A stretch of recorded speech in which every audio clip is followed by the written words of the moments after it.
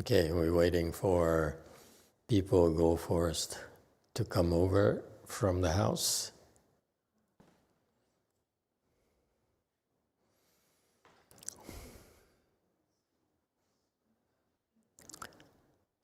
Yeah, they have an introductory class at a house for new people. They're getting more and more new people coming. Samvuksunim has been advertising. And other people as well. Have been telling their acquaintances.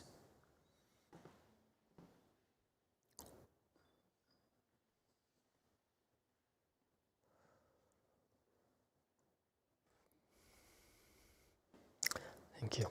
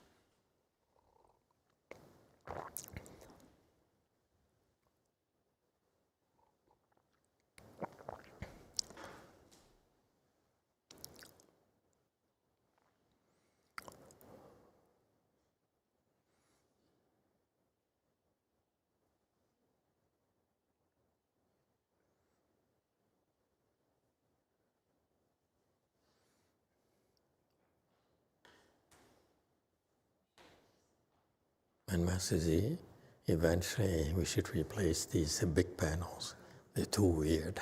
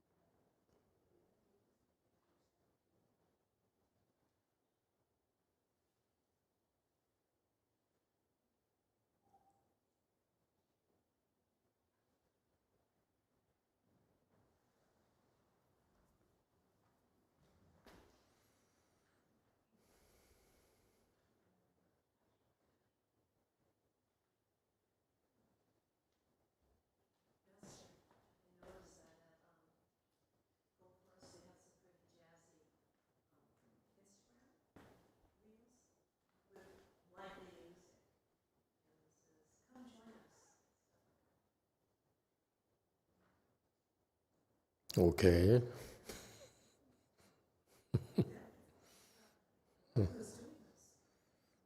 Oh. Yeah, you like them? Okay. Maybe that's why it's working.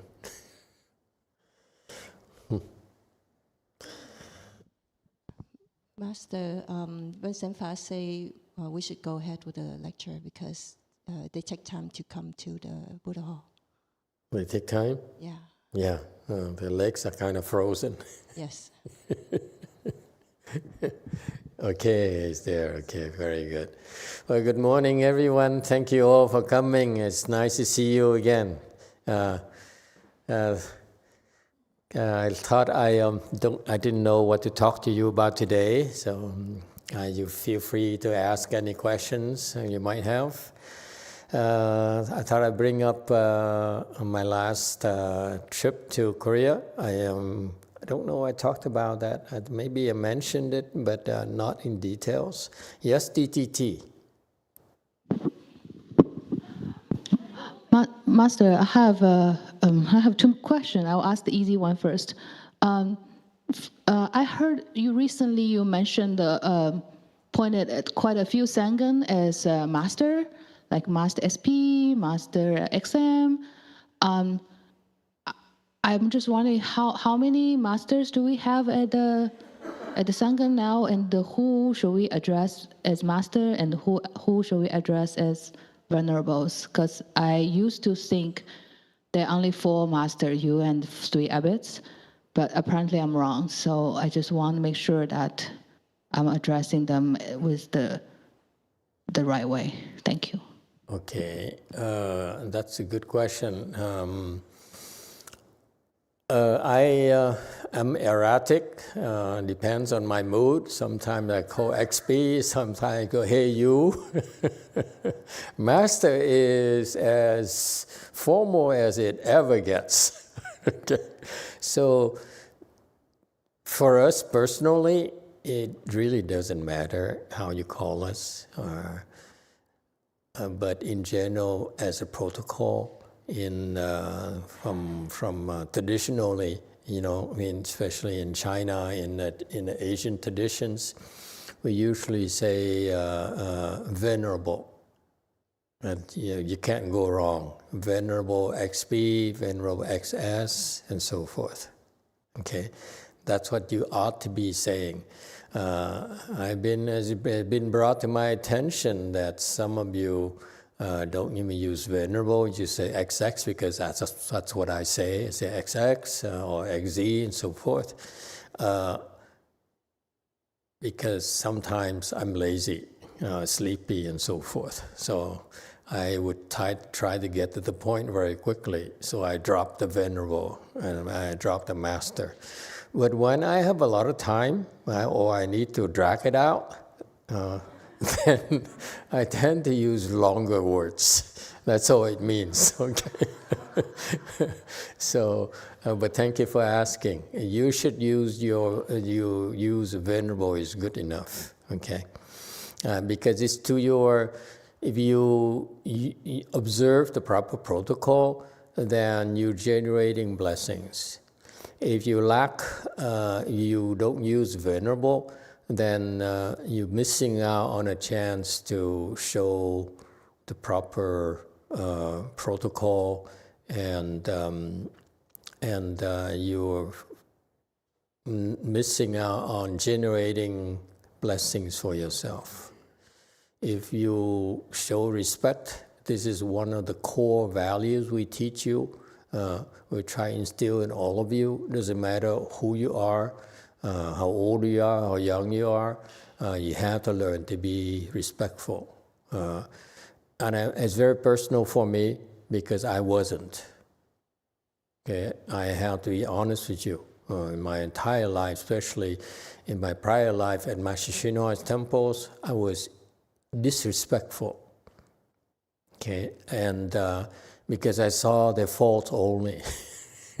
I could not see their superior traits, okay? And the Chinese and these people, they really a different world where I came from. I, was not impressed with the lack of finesse, lack of a lot of communication skills are quite lacking.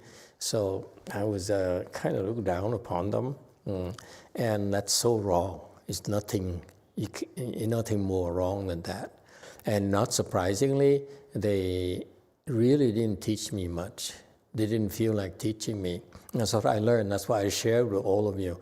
No matter what, okay, you have to be respectful towards everyone, because fundamentally, you can learn from everyone, from anyone.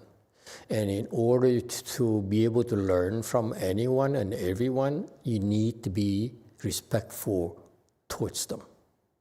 If deep in your heart you're respectful towards them, then magically you'll be able to pick up things they're good at, they're superior, and that you wouldn't otherwise notice if you have an arrogant attitude. So this is very important. That's why I'm trying to teach you since day one, and especially I hope you instill that in your children. It is so important. Children need to be respectful regardless, okay? Especially need to be respectful towards older people and eventually towards younger people than them as well, okay? So this is very, very important. All right, so use venerable. What's the second question?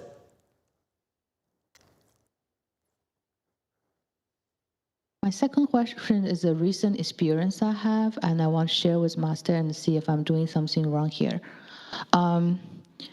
Recently, I got afflicted again by some people at my school. Because my son is a bit unruly, some people don't like him, and A bit. negative energy was... Okay, yeah, a little bit unruly, yeah, right.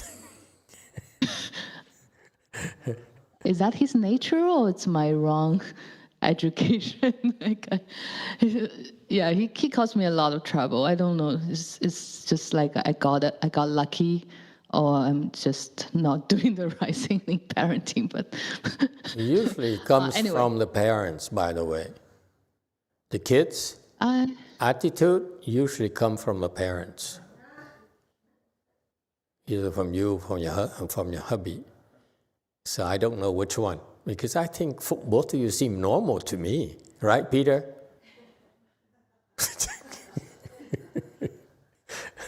Okay, there's a. So is there a question? Yes, I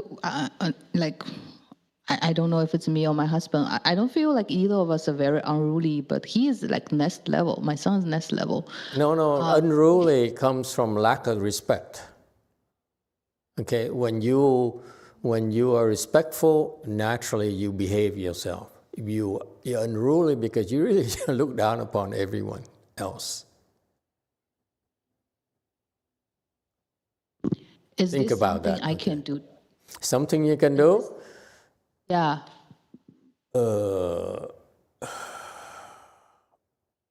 Not much you can do, really. You have to suffer, like I did. Okay. Yeah.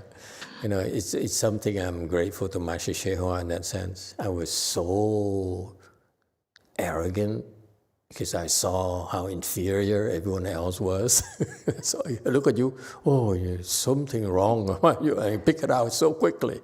Because that's my prior life. You get ahead in a real world by picking on people's weaknesses and attacking them so that they look bad and you look good. So I was, anyway, and so... Anyway, I got really afflicted because I constantly received this negative energy from the people from the school.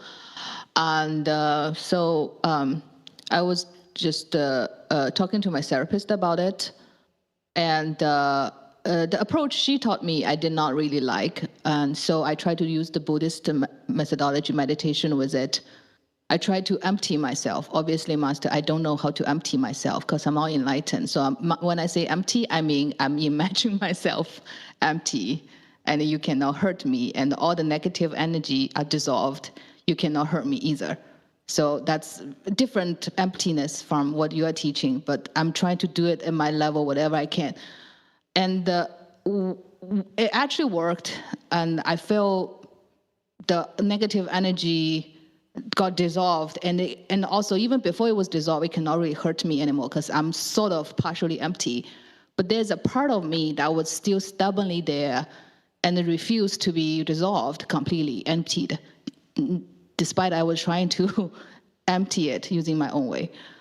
It was a small part of the ego that's like very helpless and triggered and anxious and want to jump out to protect itself and very easily irritated.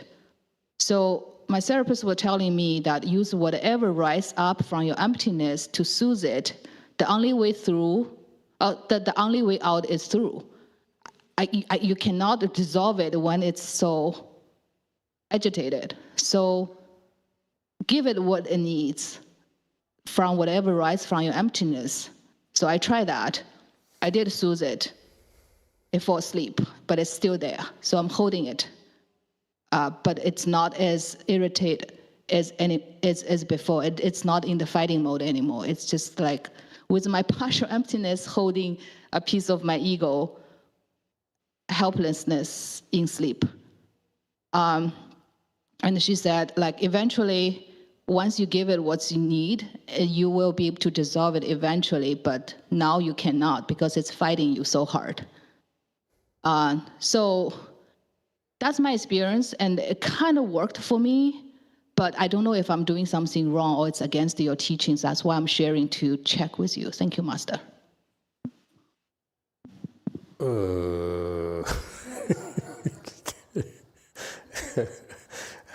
Getting someone else involved here.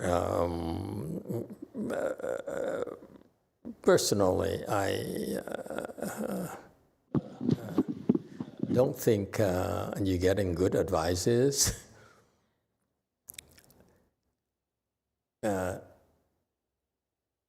Because it's a tough thing to do when you have to do this for a living, make a living, and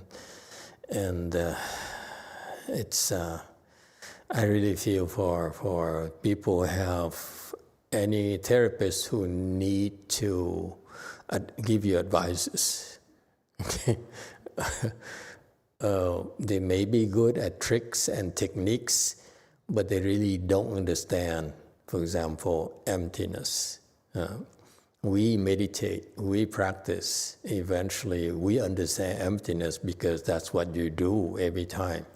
Every day you meditate, you're experiencing emptiness, and your emptiness gets deeper and bigger. That's part of your natural progression. So the emptiness that when we talk about that we talked about is different from the emptiness that the intellectuals read about or imagine.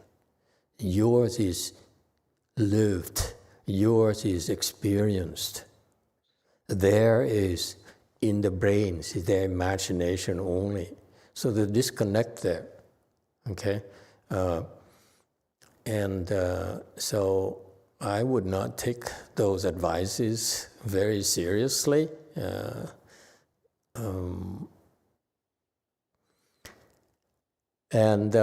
What you're describing is a natural progression, okay?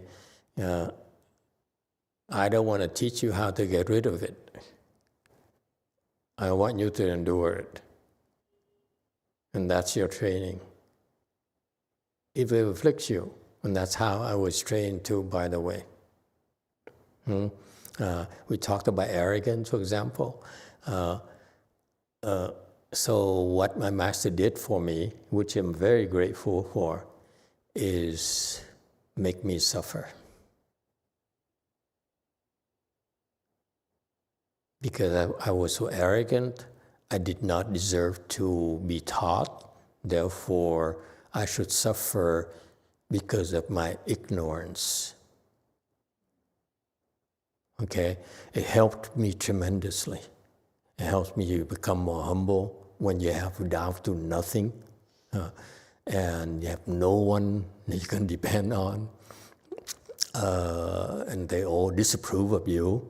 You're like a leper. You're not wanted, and they slander you and do those things. And on one hand, they slander you, and on the other hand, I said, my master taught me, don't justify.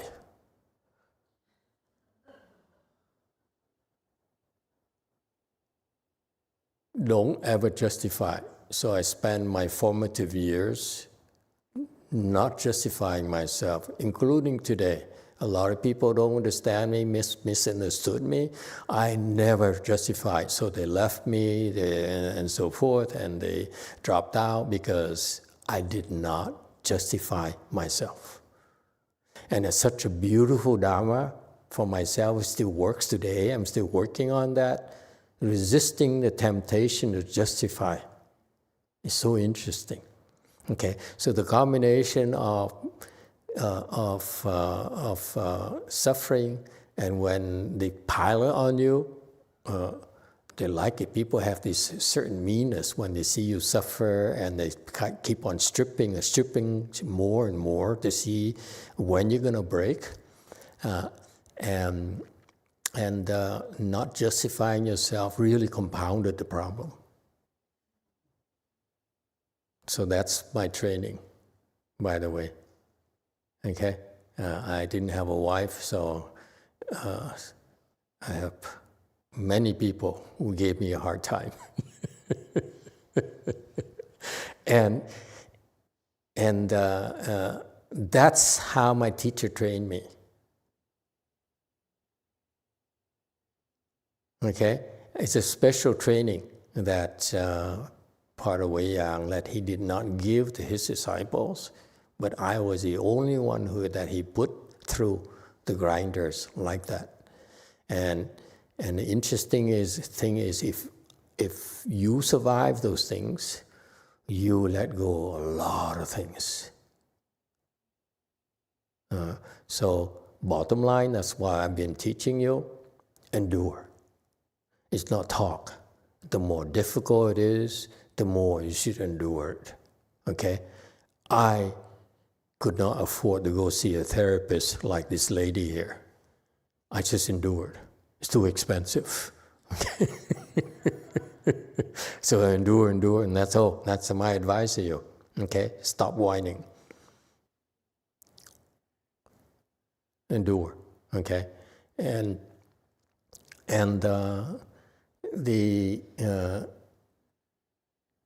to be honest with you, when Shirley first came, she has an attitude. Well, it got better and better and better. Now it's so much better. But you know what? The son has been conditioned. The son has been. This is how I grew up as well. My family, my parents are like. My parents were related. My father was related to the president of Vietnam, so I'm more or less. I'm Vietnamese royalty, bloodline.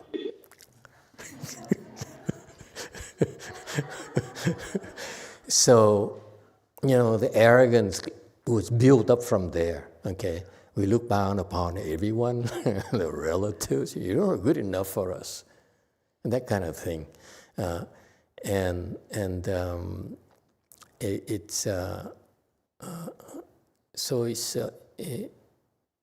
It's from the parents, typically.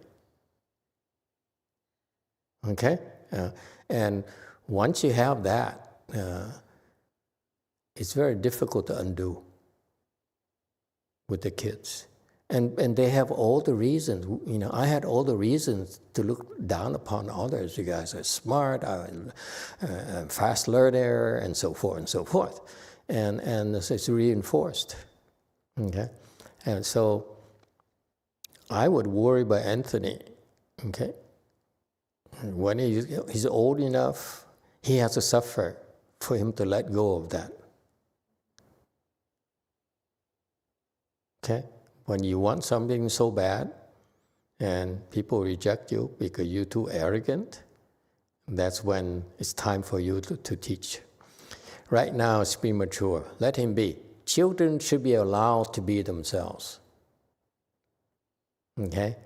Don't try to be too protective. Don't try to control them too much. Let them screw up. Okay? Be there for them, that's all. All right? But don't blame anyone else. It's you and possibly your husband. You both are too smart. You figure things out so fast, faster than average people. And so it shows in your lack of patience. People are too slow, okay? And so forth. So you have to suffer for that. We all have to suffer for our arrogance, okay? That's how we learn and become better.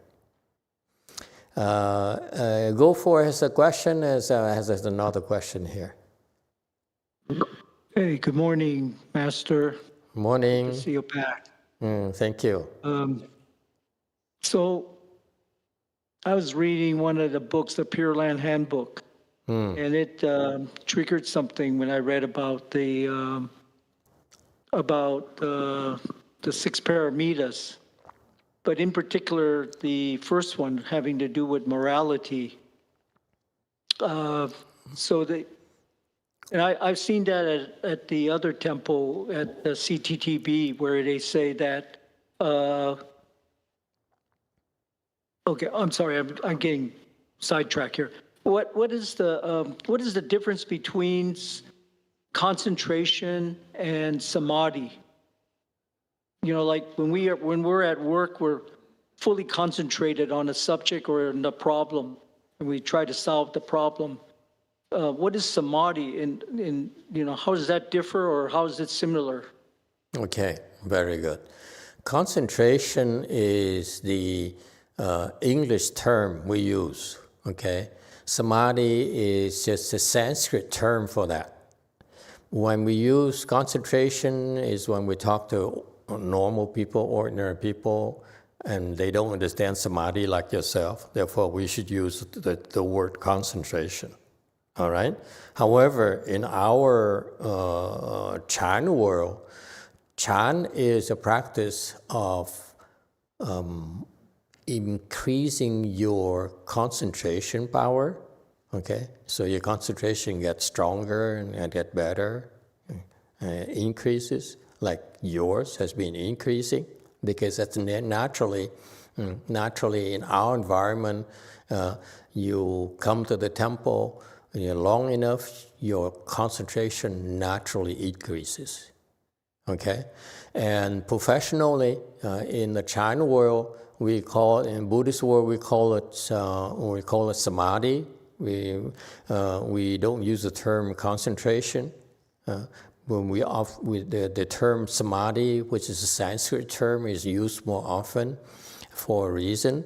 It simply means concentration, but it also denotes the level of concentration, if you will. Because in a Chan world, samadhi has many different levels. Okay, for example, first dhyana, the scattered people, ordinary people are zero concentration, zero samadhi. Okay, they're scattered people. Okay, ordinary people are like that. They cannot concentrate. Okay, the first level of concentration is called first dhyana. Okay, second dhyana, third dhyana, fourth dhyana. Okay, and then the fifth becomes fifth samadhi. So samadhi actually technically is a term we use to denote the fifth level of concentration, which brings you to the formless realm. Okay. It gets more technical. So you see, the point is in Buddhism, it will be clearer for you as time goes on. In Buddhism, our concentration levels are distinct, and therefore that's how we gauge you. We gauge you, look at you, oh, what is your current level of concentration? And what does it take? For me personally, I look at you and say, what does it take for you to get to the next level? And so forth. All right? So samadhi is just a technical word for concentration, which denotes and carries a lot more information. In particular, it's as a reminder to all of you. When we use samadhi, we tell you that this practice here is measurable. Your spiritual path, your spiritual state, your spiritual attainment is measurable. Okay? So, and the objective is for you is very simple. You increase your samadhi level, okay? Higher and higher, and to the point of 1A, for example, for you, your next level is 1A, first stage arhats, okay? And the next one would be fourth stage arhat, and then the next one would be first round, or 1G, 2G, and so forth. Okay, so for us, we very particular about your spiritual level, concentration level. Does it help? Yes, thanks for clarifying that. So, can I ask one more question? Sure. In relations, okay, they talk about precepts, samadhi, and then wisdom. They're generally like grouped together. I've heard Master YongHua talk about stuff like that. Yes. And when they talk about the precepts, are they talking about only the 5 precepts, or are they talking about the 5 precepts and then the lay bodhisattva precepts, and I mean the 8 precepts and then the lay bodhisattva precepts, before you can increase your samadhi and also increase your wisdom? Okay. In the spiritual path, it doesn't matter you're Buddhist or not. But in Buddhism, again, we are more precise because that's how we train our people. We paint a clearer picture for all of you. What does it take? What the spiritual path is about. Okay, so the spiritual path that Buddha taught us is based on the foundation of precepts, samadhi, and wisdom.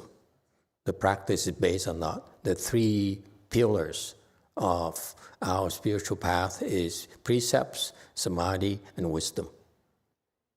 All right?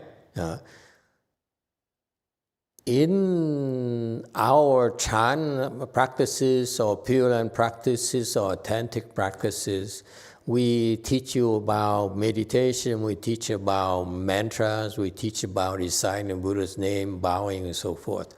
Those are simply expedients or methods in order to help you practice precepts, samadhi, and wisdom. Okay? All the spiritual practices in Buddhism are designed to help you work on those 3 aspects that determine your current level of attainment. Okay?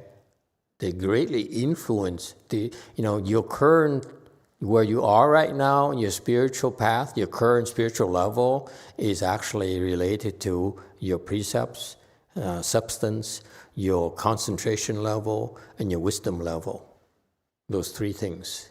So Buddhism is very, very actually precise, very scientific, if you will. Okay? And so when we teach you meditation, for example, okay, it sounds like we're teaching you how to cross, get into full lotus and all these various practices. Actually, they all are not beyond the precepts, samadhi, and wisdom.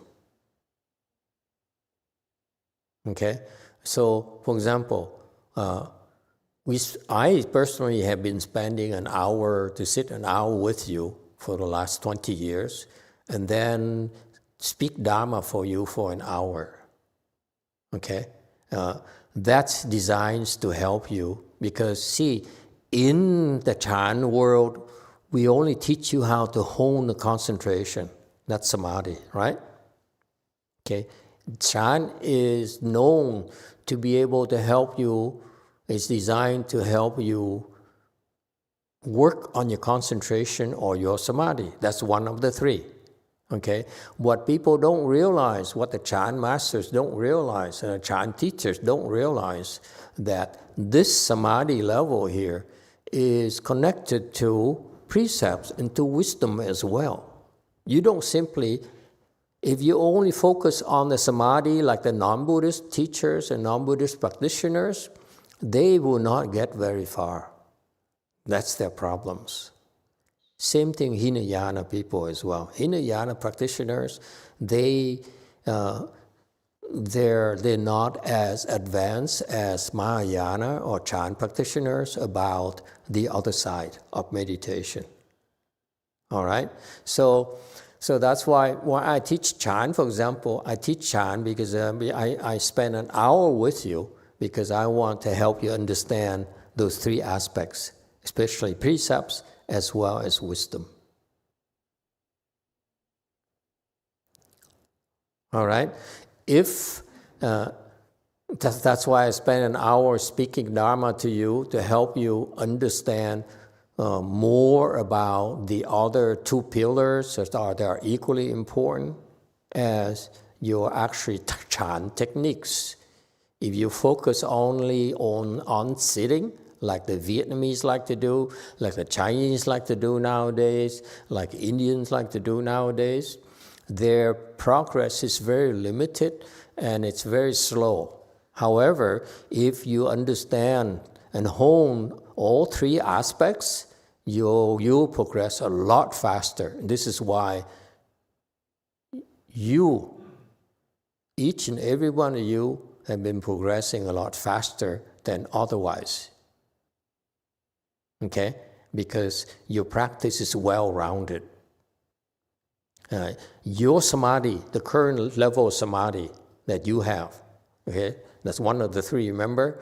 The current level of samadhi, okay,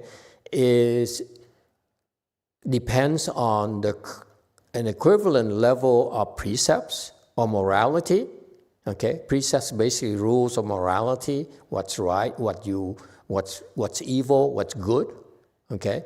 And number three, it's also connected, also related to the current level of wisdom, meaning what you're capable of understanding. Wisdom basically, how much can you understand? If it's a kid, it's only so much you can understand. You cannot force it, okay, on the kid. So you have to wait, okay? And so that's why concentration is based is related, it's directly connected with morality and wisdom. Okay? For example, if your current level is concentration this much, if you do bad things, okay, it will decrease your level of concentration. If you're not careful, okay? For example, take a very simple example like when you go to martial arts, you learn martial arts. I used to do that, okay? You get to the red belt, okay? So meaning red belt equivalent of current level of samadhi, okay? And what about morality? What about precepts? Precepts, if you are red belt, meaning you are this level of code of conduct, code of ethics, right? If you violate it and your behavior is unbecoming of your current level of a red belt, okay, then you are actually lowering your status. Okay? The same thing. In the Chan world, if your current level of samadhi is this much, but that means that your morality, your moral conduct should be at this level. But if it's not, it actually will decrease your level of samadhi eventually. Vice versa. Conversely, if your current level of samadhi is this much, you've been certified to, however, your moral conduct is this higher, this will bring your samadhi level up without meditation, by the way. You don't need to meditate. You still, because of your level of morality, bring your concentration level up without ever having to learn how to meditate. Is that clear? This should help explain to you why people who are not Buddhists can still have very high level of concentration, because their moral conduct is very, very high. Is that clear? For example, case in point, the Pope, the late Pope, John Paul II, his level of morality is very, very high. That's why he's a 2G. You know that? I told you many times already. The late John Paul II was actually a second ground bodhisattva because he's a very moral person. Okay? So you don't need to learn Chan. When your moral fiber is so high, eventually you will get, your samadhi level will get to that level. All right? And similarly, wisdom is the same thing. Another example for you of a real live person, and he's still alive, so I can't tell you which exact level yet, but Buffett, morality is very, very high. Much higher than John Paul II. Much higher. Go figure, okay? And that's why his samadhi is very, very high. That's why he's superior investor.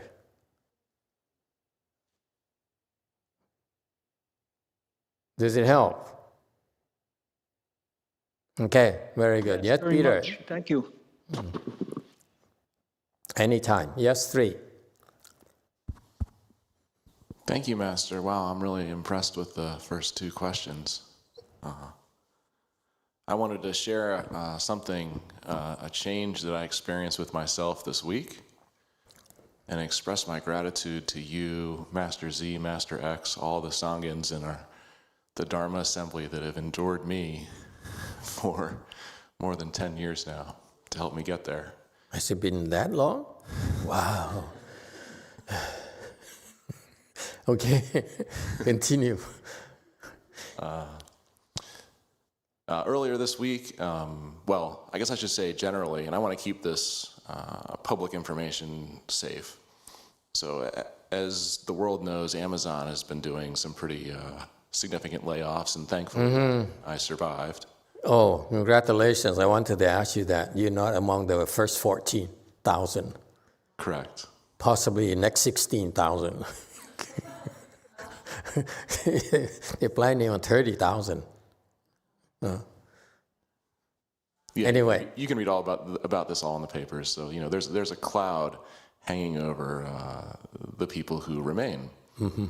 And I'm pretty sure that cloud contributed to a series of, particularly, I'll use a Southern California term here, gnarly meetings that I participated in on Wednesday. I'm really thankful because it turned out immediately after those meetings, my wife, in her infinite wisdom, whisked me away to Boba with Master X. So I didn't have too much time to process immediately. I just got to go and be around a very wise person and a loving wife. So that was excellent. But the change I experienced, I've been working in media entertainment for more than 25 years now. And a technique that just happened naturally for me is that when I have a big problem I'm trying to solve, when I sleep at night, I'll dream the problem. It's very in my head, and I'm trying to work at it, I'm picking at it, and I'll come up with solutions. And usually I'll wake up the next morning and say, okay, this is what I have to do. The only time I've ever, of my own volition, woken up at 4 o'clock in the morning to do something is either A, when I was young and wanted to go fishing, or B, when I'm old and attended your faux cheese and had to get up for the 4 a.m. ceremony. But on Thursday morning, my mind and body would not let me sleep anymore. And I had processed a plan and took action. I started messaging my immediate team at 4 in the morning. They're like, what are you doing up? I said, I can't sleep. I want to get into this and face this problem and try and make progress. And this may be something that's like an everyday thing for other people, but for me, at age 47, I'd never experienced my mind and body problem solving and then making me ready to address the problem and face it head on in this way. So I wanted to share that I experienced that change and just express my gratitude for all that you've helped me learn to recognize within myself so I could get here. Very good. Thank you for sharing with us. Wow, that's more interesting. And I'd just like to remind you that it happened while I was in Korea, okay? So I had nothing to do with it. You can thank the other guys. All right. And this is the thing why your training matters, folks.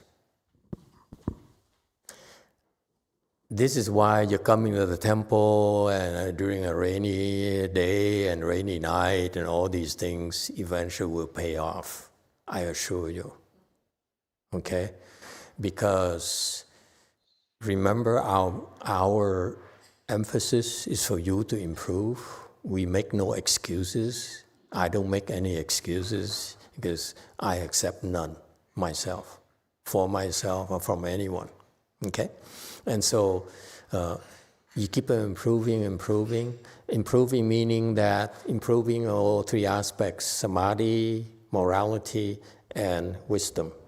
That's the nature of improvement. Improvement is never just improvement. Improvement is very clearly defined in our world. Improvement in samadhi, improvement in precepts, improving in wisdom. And that's your treasure right there. What does it mean? It means that when you keep improving to the next level, it means that you're much better able to rise to the occasion when it's necessary. When you get in trouble, when there is a crisis, that's when your training, your assets will prove to be extremely useful in helping you face it and resolve the problem. I can't stress this enough. Don't think it's something casual we do because I do not want to waste my time. I don't want to waste your time either. I do not like it when people waste my time. Okay? So I won't do it to you. If I feel that you're not getting much more out of it anymore, I encourage you to leave. You don't have to remind me. I will remind you, I will kick you out, okay? Because you're wasting your time here, okay? But if you keep on hanging in there and not quit in spite of difficulties, okay, you are improving. That's why you're still around. The fact you're around, what's being around means don't quit. No matter how difficult it is, don't quit. Endure it. Okay? And that's how you improve.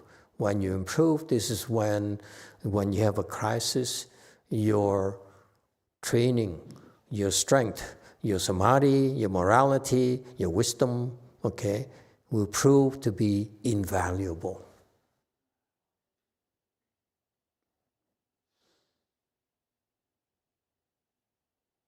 Okay?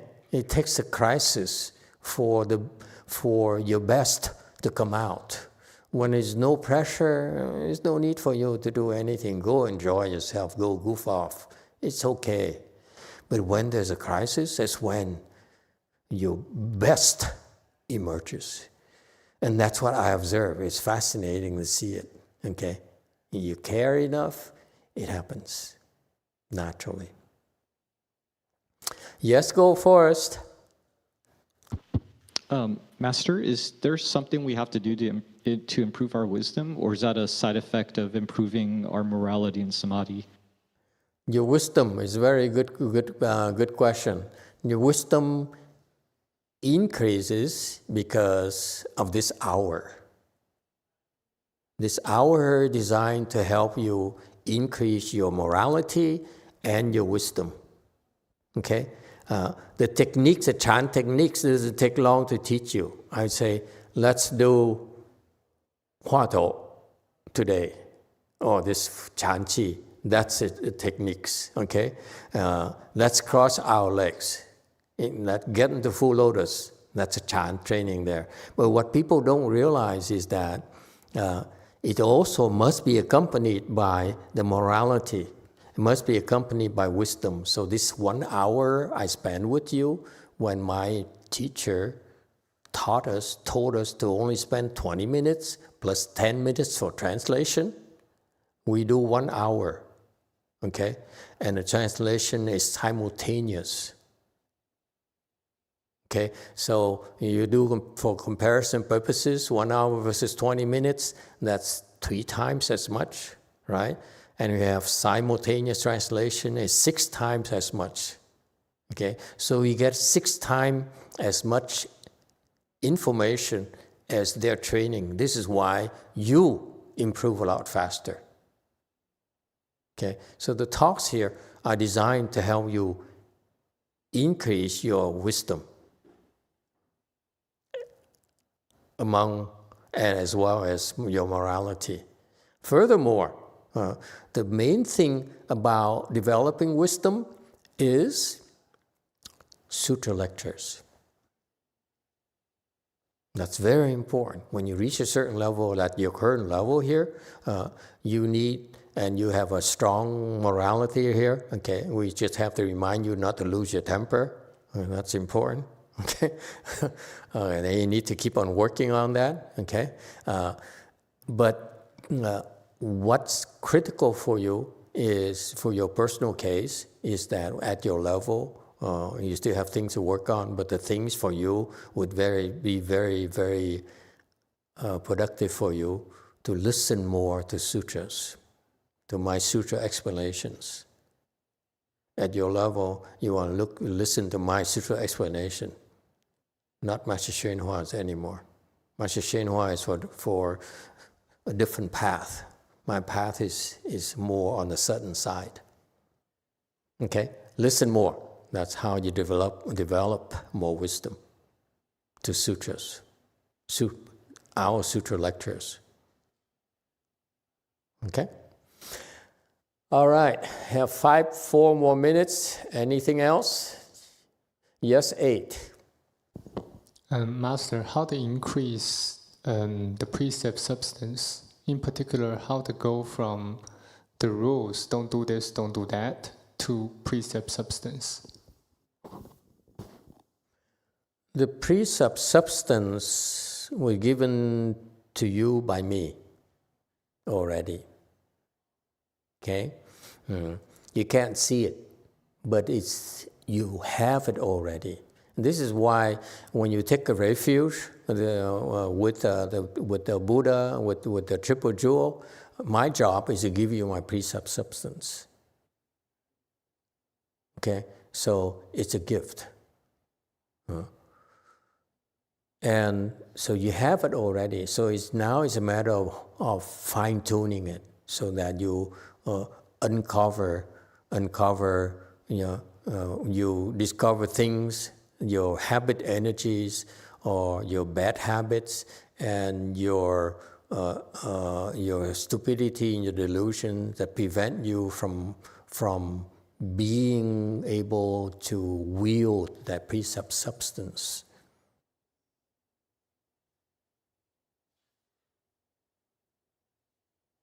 All right.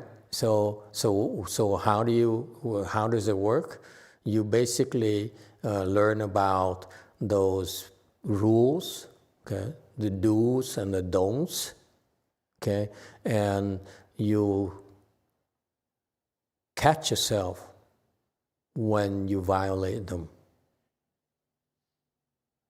And it's not, I don't want you to walk away from here being so obsessed and said, I don't want to violate precepts.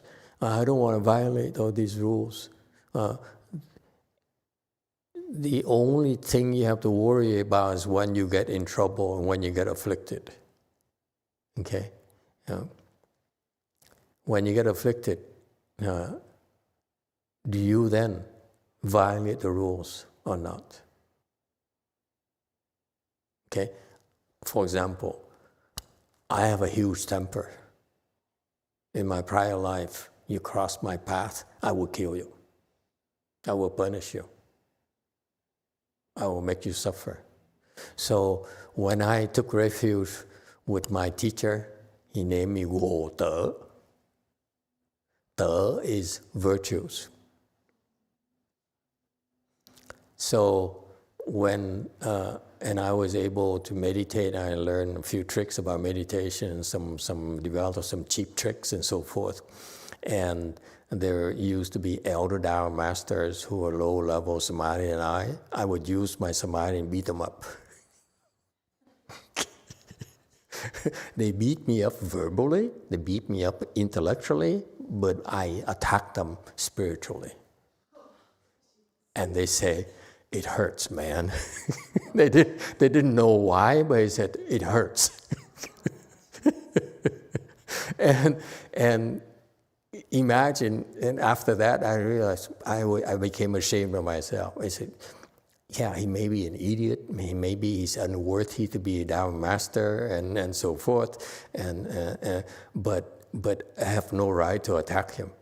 So it's the Go Te, is the third name that my master gave me that made me feel ashamed of myself. I said, that's not a conduct of a left-home person. It lacks virtues. That's why I stopped myself, okay? Yeah. I proved that I was stronger. I beat him up and made him inflicted pain on him because he dared, disrespect me and make me break my back and so forth, hurt my back and so forth. It's a fair game. However, it's about yourself. You ask yourself, are you worthy or not? Okay? Yeah. You can relax. It's only when you're afflicted, that's when it matters.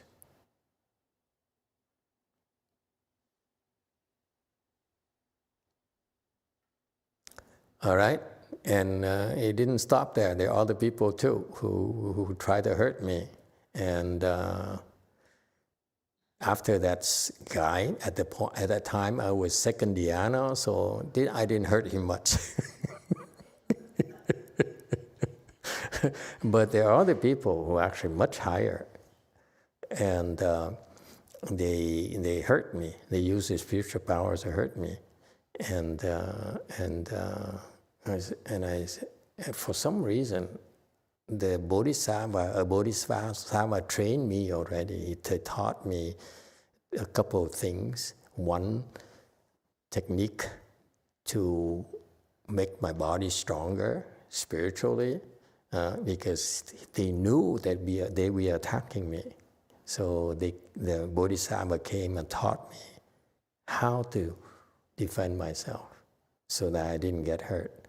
And number two, another Bodhisattva taught me, and I use that in order to so I used the two techniques, and it turns out they couldn't do anything to me. And so that's what I want to teach. I teach you is to take a beating. Don't beat up on others. This is how you improve faster. Okay?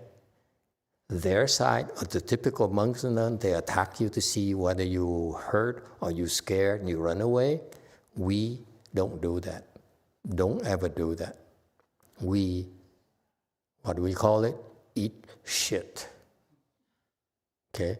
That's how we get stronger. That's how we improve. We don't attack others. That's wrong. Okay? It's a very bad habit. I don't know why my teacher never corrected it in his disciples. Most of the monks and nuns who like to meditate, they will attack you. And it hurts.